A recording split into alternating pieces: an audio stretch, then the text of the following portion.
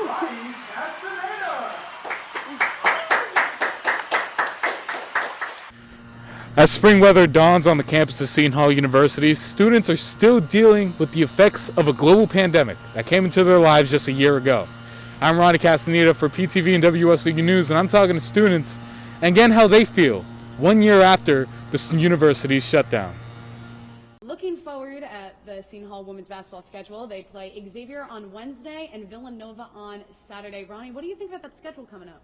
Well, first off, taking a look at Xavier, they're not exactly the best team the Pirates could face. I think it's more or less a resume builder for them. Just get a win there, then come back and head down to Philadelphia and play Villanova, who came in to Walsh Gymnasium earlier this season and stole a game from the Pirates. But once again, I would like to add, that was before Andre Espinoza-Hunter really took off and, put the Big East on nose like she has. So I do think Villanova is smart enough to, plan around her. But that's also going to open up opportunities for players like Maya Jackson, Desiree Elmore, and Lauren Park-Lane. So I think it'll be fun to watch, and especially for the Pirates. I think that's a game that they're going to need to win if they want to look to start dancing in March. To really understand what was going to happen. First off, free throws. When they were shooting free throws, we heard pin drops. Absolute silence. From miles away. And, it got to the point where if I could hear a player wiping, their shoes clean, it was ridiculous. That's not something you usually hear.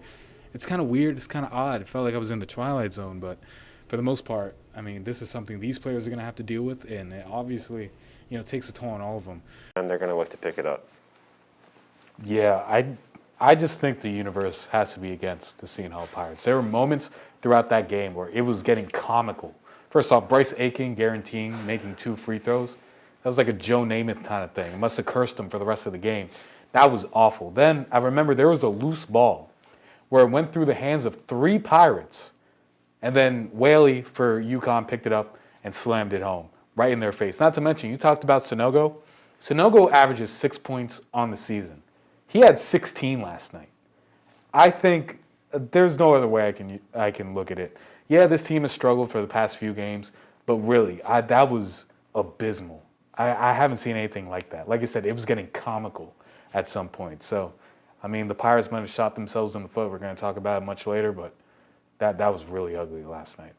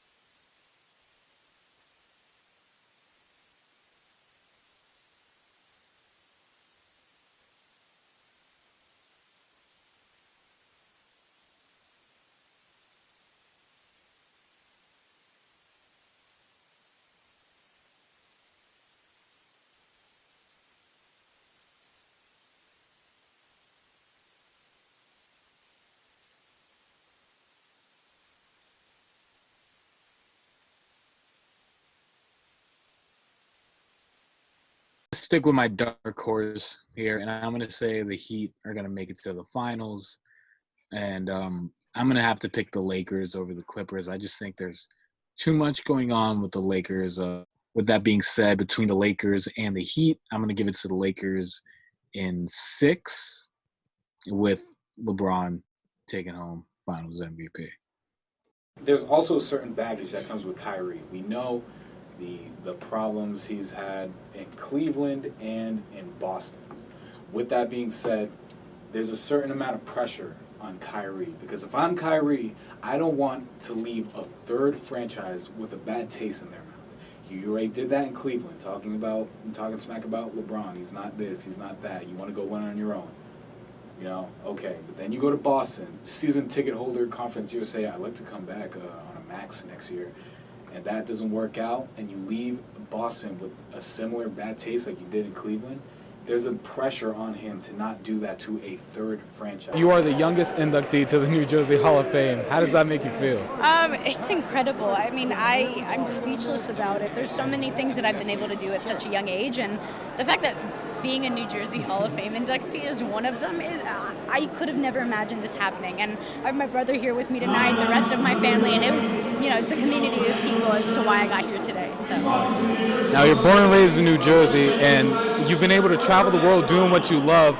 How have your New Jersey roots influenced that? Yeah, well, I think being part of Jersey, there's a sort of like rough edge that you get from that, especially just being an East Coaster in general. There's a level of honesty that you reach, and I think just from being raised here, and it's really shaped who I am today. Okay, awesome. Now, you're an Olympic gold medalist. You've won Dancing with the Stars. Where does the New Jersey Hall of Fame rank amongst that? Oh, it is so high up there. I mean, I was born and raised in New Jersey. This is my childhood, my community, my family, where I got started and everything that I do. So I owe a lot of it to just being here. Thank you so much. Mr. Costas, you don't shy away from stating your opinions on certain matters. Would you recommend that for every other news or sportscaster, even if they're just getting started in their career? Well, it depends upon the context. First of all, in a new... So sports has constantly been regarded as a microcosm of life. Both of you are prominent figures in the media, so what do you feel is the media's role within that microcosm? I'll defer to this, Bob. Thanks, Christian. Hey, Pirate fans, I'm Ronald Castaneda with your Seton Hall Sports Update. History is being made in South Orange as the men's soccer team received their highest national ranking since 2005 at 15. This season, the Pirates have been able to defeat fellow ranked Big East teams in St. John's and Providence, as well as going blow for blow against the defending national champion Georgetown Hoyas. Some accolades have also been given along the way, as Eden O'Leary was named Big East Defensive Player of the Week, along with Andreas Nota, who received an honorable mention. The men's team will take the field again this Saturday for a date with the Yukon Huskies at 1 p.m. live from O&T Carroll Field. On the women's side of the pitch, they're coming off a brutal 3-0 loss to the Georgetown Hoyas. They will hope to regroup tonight at 6 p.m. against the St. John's Red Storm. In a season like no other, the Tampa Bay Buccaneers became champions of football in a 31-9 victory over the Kansas City Chiefs in Super Bowl 55. Tom Brady continued to add to his legacy, throwing for 201 yards, 3 touchdowns, on his way to the game's MVP honors. The Chiefs, on the other hand, had a night they'd rather forget. Patrick Mahomes threw for 270 yards, 2 interceptions, as Kansas City couldn't get anything going against the Bucs defense. Amid the pandemic, social distancing was still applied, with 25,000 fans in attendance at Raymond James Stadium. 7,500 of those attendants being vaccinated healthcare workers, as over 30,000 cutouts filled the remaining seats. Famed singer The Weeknd also put on the concert of the year at halftime. The Grammy-winning artist went solo the entire performance, only being surrounded by his masked backup dancers. Confetti rained from the skies as the Tampa Bay Buccaneers also became the first team in NFL history to win the Super Bowl at their home field, as Tom Brady's 7th Super Bowl gives him more than any other franchise in NFL history. Reporting for WSU News, I'm Ronald Castaneda. Thanks, Jason. Hey, Pirate fans, Ronnie Castaneda here with your Seton Hall Sports Update. Seton Hall softball will continue their early preseason play with matchups against both the University of South Alabama and Florida Atlantic University on Friday. The spring games are taking place at Madeira Beach, Florida at 11 a.m. and 1:30 p.m. respectively. Also in action tomorrow will be the baseball team as they travel west to take on Southern California University. First pitch is set for 9 p.m. And finally, getting into some Seton Hall basketball, the men's team will take a well-deserved break after picking up 2 wins against St. John's and a then 21-ranked Butler team. The Pirates will get right back into action this Saturday as they head to Milwaukee for a date with the Marquette Golden Eagles.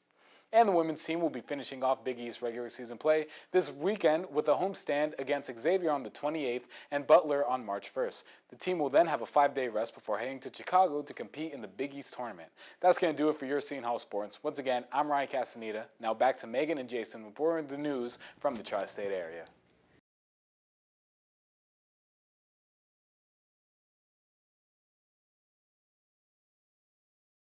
Out of Boston, the Celtics, with a 3-point deficit, 5 seconds left, Jason Tatum purposely misses the free throw. A scramble for the ball ends up in the hands of Jaylen Brown, who sends it for 3 at the buzzer.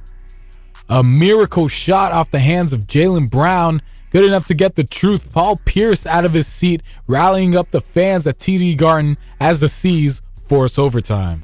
A highlight coming out of the New York Jets, who don't have much to brag about this season, but at least they can talk about this stupendous interception by Marcus May off the deep pass from Ryan Fitzpatrick. May using practically every part of his body to make this catch before securing it on his backside in what has now been called the butt interception, and arguably one of the greatest interceptions you will ever see. Number 3. With the AFC playoff push in full swing, the Dolphins down 2 to the Raiders complete this pass to get into field goal range. With the flag on the play, a closer look reveals that quarterback Ryan Fitzpatrick completed it without seeing his wideout, thanks to a face mask call on the Raiders defense. Jason Sanders would knock in the game-winning field goal to keep Miami's playoff chances alive.